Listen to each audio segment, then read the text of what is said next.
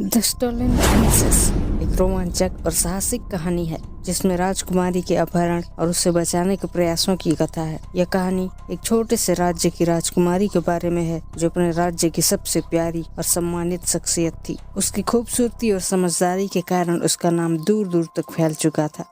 लेकिन एक दिन उसका अपहरण कर लिया जाता है और राज्य में एक बड़ा संकट खड़ा हो जाता है। इस संकट से निपटने के लिए राजा वीरेंद्र, जो कि दीप्ति के पिता थे, अपनी पूरी शक्ति और संसाधन लगाते हैं और उसकी तलाश के लिए अपने सबसे बहादुर योद्धाओं को भेजते हैं। इस पूरी कहानी में साहस, बलिदान और प्रेम का संदेश है। सो व्यूअर्स, शिवम्स विजन के एक और मूवी एक्सप्लेन वीडियो में आपका स्वागत है।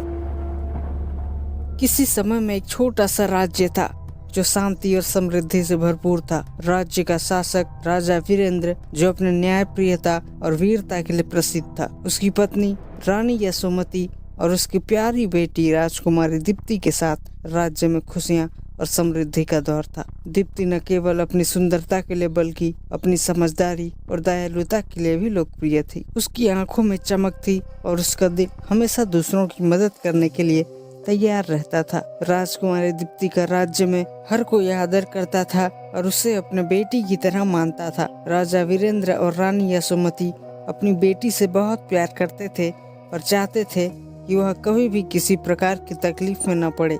लेकिन एक दिन यह सुखमय जीवन अचानक बदल गया।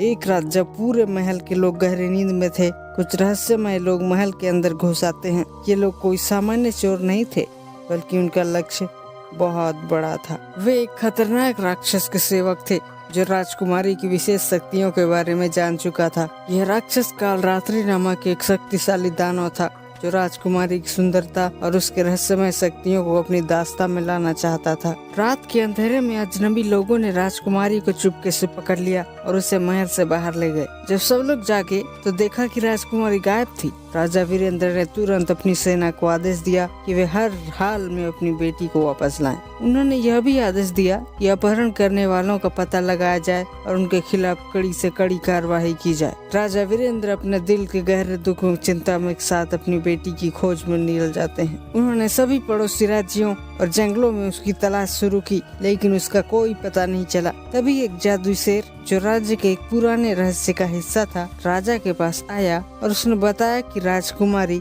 को कालरात्रि ने अपहरण किया है और उसे अपने महल में बंदी बना लिया है। यह महल घने जंगलों के बीच था और वहां पहुंचने का कोई सीधा रास्ता नहीं था। राजा ने तय किया कि वह अपनी बेटी को वापस लाने के लिए हर संभव प्रयास करेंगे। उन्होंने अपने सबसे बहादुर सैनिकों की एक टीम बनाई जिसे अर्जुन, विक्रम, रघु और नंदिनी शामिल थे। ये सभी योद्धा अपनी बहादुरी और कुशलता के लिए प्रसिद्ध थे। उनका मिशन था राजकुमारी को हर हाल में बचाना और कालरात्रि के जादू को नष्ट करना। योद्धाओं की टोली ने जंगल की ओर यात्रा शुरू की। यह यात्रा सरल नहीं थी। रास्ते में कई खतरनाक जानवर और अदृश्य जादुई राक्षसों का सामना हुआ, लेकिन नंदिनी, जो टीम की सबसे चतुर योद्धा थी, अपने रणनीति और समझदारी से सभी बाधाओं को पार किया। अर्जुन और विक्रम ने अपनी ताकत और युद्ध कौशल से जंगल के जानवरों को परास्त किया। रघु ने अपनी दिमागी शक्ति का उपयोग करते हुए जंगल की जादुई बाधाओं को नष्ट किया। इस तरह सभी बाधाओं को पार करते हुए सभी कालरात्रि के महल तक पहुंच जाते हैं।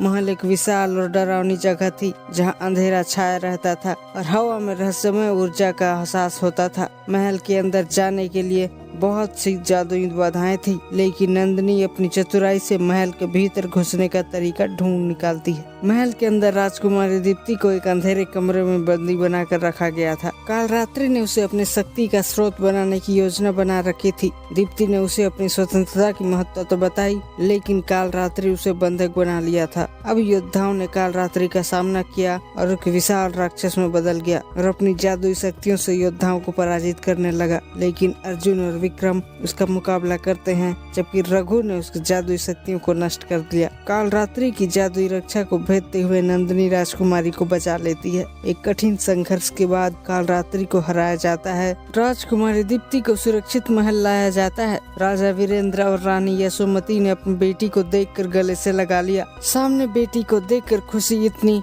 कि आंख की आंसू नहीं थम रही थी। राज्य में चारों ओर यह खबर फैल गई कि राजकुमारी को बचा लिया गया है और कालरात्रि को हराया गया है। राजा वीरेंद्र ने अपने बहादुर योद्धाओं को धन्यवाद दिया और उन्हें पुरस्कार से सम्मानित किया। इसके बाद राज्य में खुशियां मनाई जाती हैं। इस साहसिक यात्रा और संघर्ष ने यह सिद्ध कर दिया कि सत्य और साहस से बड़ी कोई शक्ति नहीं होती। सो गाइस, स्टोरी यहीं एंड होती है। यह कहानी हमें यह सिखाती है कि किसी भी मुश्किल और संकट से जूझने के लिए साहस, धैर्य और एकता की आवश्यकता होती है। राजा वीरेंद्र और उसकी बेटी दीप्ति ने यह सिद्ध कर दिया कि प्यार, संघर्ष और एकजुटता से कोई भी चुनौती पार की जा सकती है।